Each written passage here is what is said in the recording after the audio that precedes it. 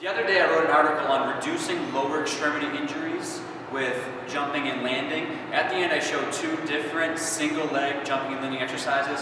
One was linear, so jumping forward and landing, and the other one was lateral, jumping to the side. So when you're looking at hip stability and the knee specifically, one of the things I talked about in the article was preventing that valgus collapse. So as you land, you don't want that knee to trail in. That's a very common mechanism for ACL tears and patellofemoral pain. So that means these muscles in the hip aren't stabilizing the femur, and you're getting that internal rotation or valgus collapse of the knee. So jumping and landing alone is sometimes not enough to improve that. So what we want to do is add specific resistance training or depends, body weight or adding weight to it, exercises to improve that. So two of my favorite exercises, the first one is the split squat, which a lot of my clients do on a regular basis.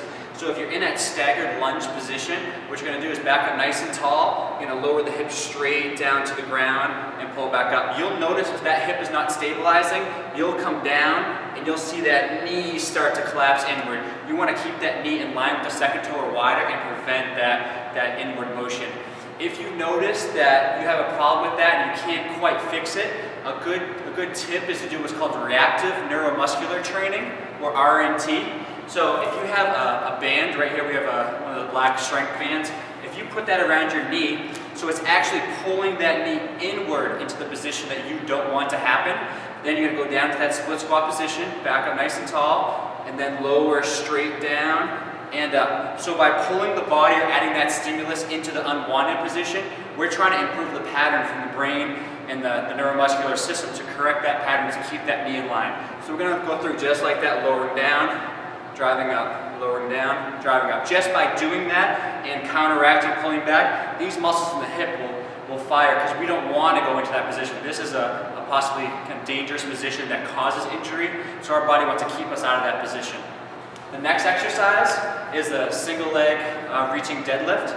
So on that one, small bend of the knee, you're going to drive from the hip, reach the arms up forward, kick the back leg up, and then squeeze from the hip to come back. Same thing with the single leg exercises. You'll often see people with that knee trailing in as they go down, so you want to keep that knee nice and lined up. So here from the side, one leg, small bend of the knee, big reach, kick that back leg up, drive from the hip, and come back. So those are two solutions there to work on hip stability and preventing that internal rotation of the femur, the valgus collapse. Split squat, more knee dominant. The single leg reaching deadlift, more hip dominant. Really good to add both of those in there to get more emphasis on the knee or the hip, depending on what you need to fix that problem. But try adding those two exercises with your jumping and landing program. You'll see a lot better stability. It will reduce the chance of injury and could improve athletic performance. Thank you.